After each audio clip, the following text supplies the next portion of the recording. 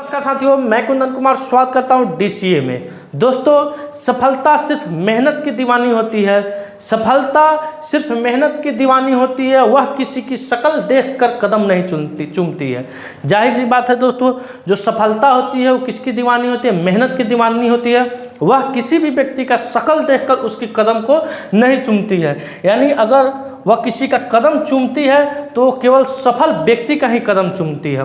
तो दोस्तों, आज है 13 सितंबर और 13 सितंबर से करंट अफेयर्स के जो भी क्वेश्चन बने हैं उसको मैंने आपके सामने रखने का काम किया है। तो चलिए शुरू करते हैं, आगाज़ करते हैं, श्री गणेश करते हैं शानदार जानदार सेशन का पिछले वीडियो से पूछे गए प्रश्न के साथ। दोस्तों, यानी पिछले वीडियो में आपसे जो भी प्रश्न पूछा गया था कि हाल ही में पहले अंतर्राष्ट्रीय सौर महोत्सव का आयोजन कहाँ हुआ, तो नई दिल्ली में हुआ है। इसका मुख्यालय कहाँ है दोस्तों, तो गुड़गांव में है। अभी 101वां सदस्य इसमें कौन सा शामिल हुआ है, आगे के थोड़ा सा सब्र कीजिए, आगे आपको इसके बारे में संपूर्ण जानकारी देखने को मिलेगी।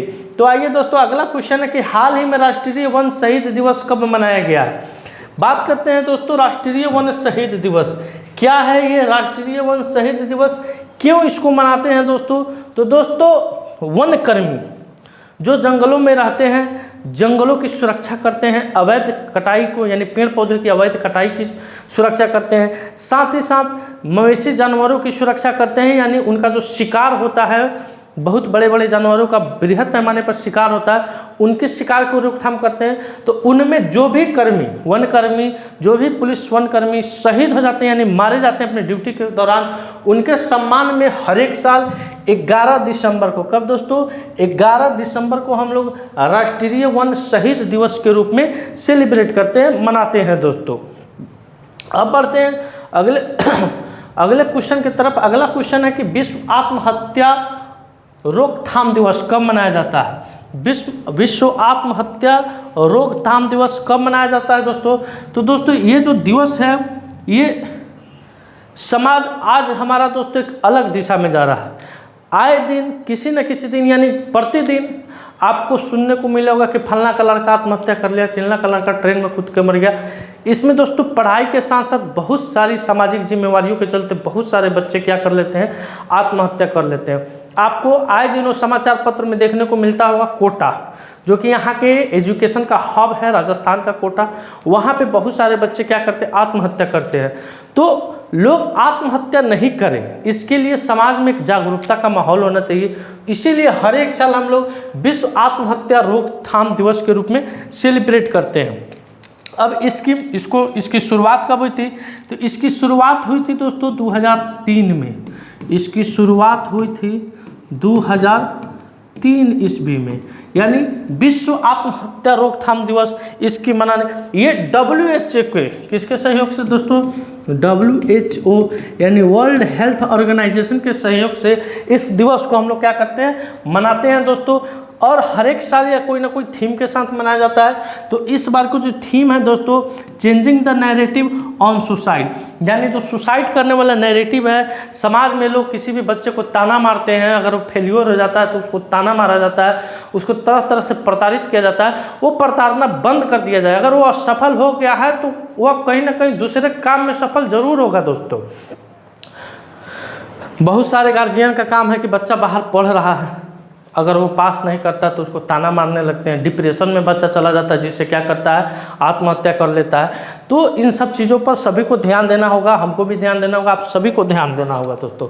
तो क्या है थीम इसका, changing the narrative on suicide. इसकी शुरुआत कब हुई थी? तो 10 सितंबर से हुई थी। माफ़ कीजिएगा, विश्व आत्महत्या रोकथाम दिवस कब मनाया जाता है? 10 सितंबर को मनाया जाता है। शुरुआत इसकी 2003 ईस्वी से हुई थी। आइए अब अगले क्वेश्चन की तरफ बढ़ते हैं। अगला क्वेश्चन आपकी स्क्रीन पे आ रहा है कि हाल ही में किस पुलिस स्टेशन को अंतर्राष्ट्रीय ISO प्रमाणन प्राप्त हुआ? तो दोस्तों, सोनभद्र पुलिस लाइन, ये यूपी की पुलिस लाइन है, यूपी की पुलिस स्टेशन है। कौन दोस्तों? Sonbhadra police station. इसे दोस्तों अभी हाल फिलहाल में अंतर्राष्ट्रीय ISO प्रमाणन प्राप्त हुआ है दोस्तों। किसे? सोनभद्र पुलिस स्टेशन को। अब बढ़ते हैं अगले क्वेश्चन की तरफ। अगला क्वेश्चन आपकी स्क्रीन पर है, हाल ही में कहाँ लाइकली शॉपिंग डेस्टिनेशन का शुभारंभ किया गया है? तो दोस्तों अभी नोएडा में उत्तर प्रदेश के मुख्यमंत्री, यूपी के सीएम योगी आदित्यनाथ के द्वारा योगी आदित्यनाथ के द्वारा यूपी के सीएम योगी आदित्यनाथ के द्वारा इस लाइकली शॉपिंग डेस्टिनेशन का उद्घाटन किया गया है। इसमें दोस्तों लगभग 6500 लोगों को रोजगार सृजन होगा। 6500 लोगों को रोजगार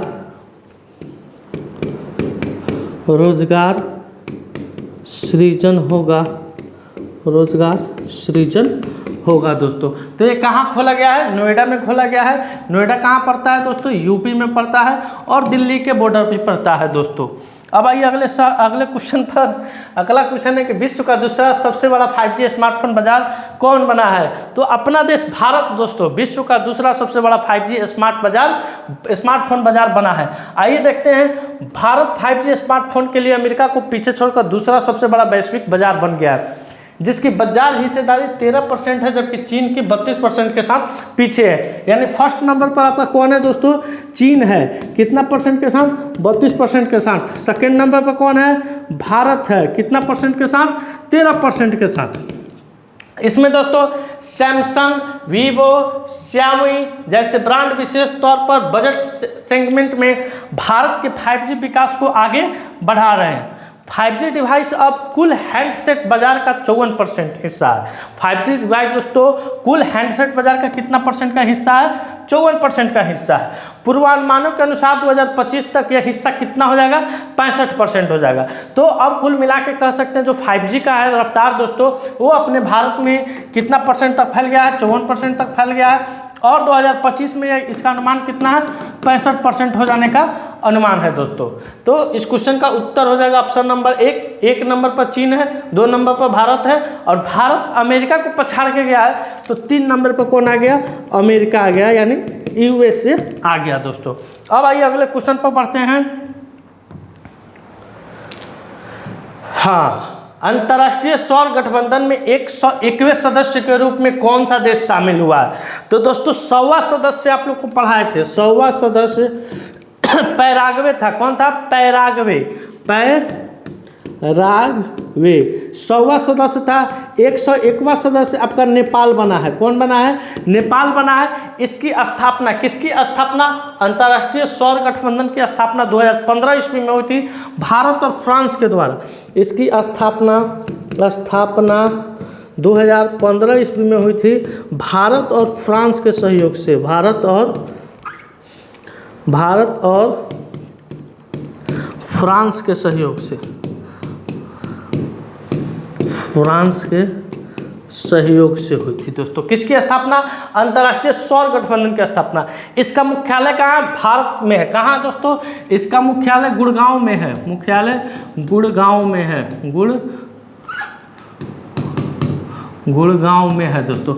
इसमें 101वां सदस्य के रूप में कौन शामिल हुआ है? तो नेपाल शामिल हुआ है। कौन सदस्य शामिल हुआ दोस्तों? 101वां सदस्य के रूप में तो नेपाल शामिल हुआ है। नेपाल आधिकारिक तौर पर अंतर्राष्ट्रीय सौर गठबंधन का 101वां सदस्य बन गया है। नेपाल के प्रभारी डॉक्टर सुरेंद्र थापा ने नई दिल्ली में ISA के अनुसमर्थन का साधन प्रदान किया है। डॉक्टर थापा और भारतीय विदेश मंत्रालय में संयुक्त सचिव ED एवं MER अभिषेक सिंह के बीच बैठक हुई और अनुसमर्थन और औपचारिक रूप दिया गया। ISA मुख्यालय गुरुग्राम में है दोस्तों। 100वां सदस्य इसका पैराग्वे है। नोट कीजिए इस क्वेश्चन को। ये क्वेश्चन आपका बहुत इंपॉर्टेंट है दोस्तों।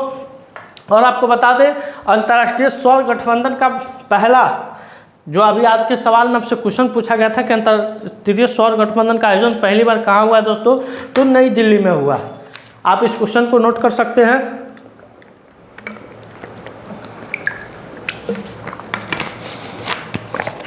गर्मी इतना है कि अब आइए अगले क्वेश्चन पर। हाल ही में अदरक की नई प्रजाति डांसिंग गर्ल्स, कौन सा गर्ल्स दोस्तों? Dancing girls. कौन? डांसिंग गर्ल्स की खोज किस देश में की गई है? तो दोस्तों अदरक की नई प्रजाति के डांसिंग गर्ल्स की खोज भारत में की गई है। भारत के भोपाल के ISCR भोपाल के शोधकर्ताओं ने मिजोरम और मेघालय में 3 नई अदरक की प्रजातियां ग्लोबा टायरोनोसिस और ग्लोबा जनकिया और ग्लोबा यादवियाना की खोज किया है दोस्तों। ग्लोबा जीनस हिस्सा ये प्रजाति अद्वितीय पुष्प आकृति की विशेषता रखती है, जिसमें कुछ प्रजातियां जंगल के निचले हिस्सों में पाई जाती है। संरक्षण प्रयास महत्वपूर्ण है क्योंकि ग्लोबला यादवियाना मिजोरम की रिक्त तलांग रोड के किनारे छोटी आबादी में यह पाया जाता है। तो दोस्तों इसका उत्तर हो जाएगा भारत। और भारत में कहाँ पाया गया है दोस्तों? तो भारत में दोस्तों मिजोरम और मेघालय में। कहाँ? मिजोरम और मेघालय में पाया गया है। कहाँ के शोधकर्ताओं के द्वारा? तो भोपाल के शोधकर्ताओं के द्वारा। भोपाल के शोधकर्ताओं के द्वारा इसकी खोज की गई है दोस्तों। अब आइए अगले क्वेश्चन पर। अगला क्वेश्चन आपके स्क्रीन पर है कि हाल ही में संसदीय राजभाषा समिति का अध्यक्ष किसे चुना गया है? तो दोस्तों यह पुनः अध्यक्ष अमित शाह को ही बनाया गया है। इससे पहले भी कौन थे? इससे पहले 2019 से 24 में कौन थे? अमित शाह थे। और 2024 में लोकसभा के चुनाव में जीत के बाद पुनः संसदीय राजभाषा समिति का अध्यक्ष किसे चुना गया है? तो अमित शाह को ही चुना गया है। आइए अगले क्वेश्चन पर। अगला क्वेश्चन आपके स्क्रीन पर है कि हाल ही में भारत के किस राज्य में हल्दी की नई प्रजाति की खोज की गई है? तो दोस्तों भारत के नागालैंड राज्य में। किस राज्य में? नागालैंड राज्य में हल्दी की नई प्रजाति की खोज की गई। तो इस क्वेश्चन का उत्तर हो जाएगा ऑप्शन नंबर 1 नागालैंड। अगला सवाल है आपके सामने दोस्तों कि हाल ही में किसे भारत का वायु गुणवत्ता प्रबंधन आयोग का अध्यक्ष नियुक्त किया गया है? तो दोस्तों राजेश वर्मा को। किसे? राजेश वर्मा को अभी हाल फिलहाल में वायु गुणवत्ता प्रबंधन आयोग का अध्यक्ष नियुक्त किया गया है। अगला क्वेश्चन आपके स्क्रीन पे है दोस्तों। कुछ नियुक्तियां से संबंधित फैक्ट यहाँ पे दिया गया है, देखते हैं क्या क्या है। संसदीय राजभाषा समिति के अध्यक्ष अमित शाह को चुना गया है। विनय गोयल को राष्ट्रीय स्वास्थ्य मिशन के लिए राज्य मिशन निदेशक नियुक्त किया गया है। अरुण गोयल को क्रोएशिया में भारत का अगला राजदूत नियुक्त किया गया है। तुहिन कांत पांडे को वित्त सचिव नामित किया गया है। बीसीसीआई ने अजय रात्रा को पुरुष क्रिकेट टीम का चयनकर्ता नियुक्त किया है। फिलिप्स ने भारतीय उपमहाद्वीप में बाजार हेतु भारत से इसको अपना प्रबंधन निदेशक नियुक्त किया है। और उत्तर प्रदेश महिला आयोग के अध्यक्ष बबीता चौहान बनी है, जिनका कार्यकाल 1 वर्ष का होने वाला है। अगला क्वेश्चन है दोस्तों, केंद्रीय स्वास्थ्य सचिव ने स्वास्थ्य गतिशील रिपोर्ट 2022-23 जारी की है। क्या है इस रिपोर्ट की खासियत? तो केंद्रीय स्वास्थ्य सचिव कौन है? श्री अपूर्व चंद्रा ने health dynamics of India infrastructure and human resources 2022-23 नामक रिपोर्ट जारी की है। रिपोर्ट के मुख्य आंकड़े हैं दोस्तों, पूरे अपने देश में उप स्वास्थ्य केंद्र कितने हैं? तो 1,69,651 है। प्राथमिक स्वास्थ्य केंद्र यानी PHCS कितने हैं? तो 31,882 हैं। सामुदायिक स्वास्थ्य केंद्र कितने हैं यानी CHCH? तो 6,359 है। जिला अस्पताल कितना है? तो 1,340 है। और स्वास्थ्य कार्यकर्ता कितने हैं? तो 2,39,911 है। और चिकित्सक अधिकारी कितने हैं? तो 40,583 है। ये डाटा दोस्तों 2022 और 23 का है। किसके द्वारा ये डाटा जारी किया गया? तो health dynamics of India infrastructure and human resources के द्वारा यह डाटा को क्या किया गया है? जारी किया गया है दोस्तों। और अभी केंद्रीय स्वास्थ्य सचिव कौन है? श्री अपूर्व चंद्रा है। और स्वास्थ्य मंत्री कौन है? तो बीजेपी के अध्यक्ष JP नड्डा जी है, अभी भारत सरकार में स्वास्थ्य मंत्री के पद पर आसीन है। आइए अगले क्वेश्चन पर बढ़ते हैं। अगला क्वेश्चन आपकी स्क्रीन पे है कि हाल ही में किस राज्य में पोस्को यानी फास्ट ट्रैक कोर्ट की स्थापना किया जाएगा? तो दोस्तों अभी पश्चिम बंगाल में, किस राज्य में? पश्चिम बंगाल में पोस्को यानी फास्ट ट्रैक कोर्ट की स्थापना की जाएगी। क्या है दोस्तों पोस्को एक्ट? दैनिक भास्कर के एक रिपोर्ट के अनुसार 14 नवंबर 2012 को देश भर में पोस्को एक्ट लागू हुआ था। 18 साल से कम के सभी नाबालिग कानून, इसमें बालक चाहे बालिका हो, इसमें क्या किए जाएंगे? कवर किए जाएंगे। यौन उत्पीड़न, शोषण, पोर्नोग्राफी मामले जैसे सजा जुर्माना का इसमें प्रावधान है। कानून पूरे भारत पर लागू है। स्पेशल कोर्ट में इन कैमरा प्रोसेसिंग होती है, यानी पब्लिक और मीडिया से बिल्कुल दूर होती है। कानून में फिजिकल के साथ साथ ऑनलाइन हैरेसमेंट को भी कवर किया गया है। आइए इस पर जानते हैं। इस कानून में अपराध की गंभीरता के आधार पर न्यूनतम 3 साल से लेकर उम्र कैद तक की इसमें सजा हो सकती है। अगर कोई व्यक्ति 12 साल से कम उम्र की लड़की के साथ दुष्कर्म करता है तो उसे मौत की सज़ा हो सकती है। इस कानून के तहत नाबालिग बच्चे के साथ यौन शोषण जैसे अपराध करने वाले को जमानत नहीं दी जा सकती है। इसमें दोस्तों एज कितना रखा गया है, तो एज इसका 18 रखा गया है। इसमें बालक और बालिका, बालक और बालिका, बालक और बालिका दोनों इसमें क्या होंगे दोस्तों, आ जाएंगे। आइए अगले क्वेश्चन की तरफ बढ़ते हैं। अगला क्वेश्चन आपकी स्क्रीन पे है।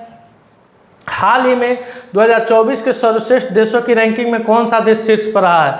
तो दोस्तों 2024 के सर्वश्रेष्ठ देशों की रैंकिंग में स्विट्जरलैंड, कौन? स्विट्जरलैंड देश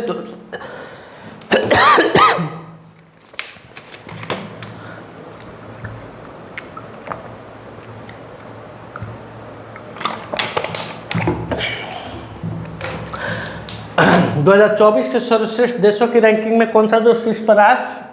तो स्विट्जरलैंड। यहाँ पे टॉप 10 का नाम दिया गया है।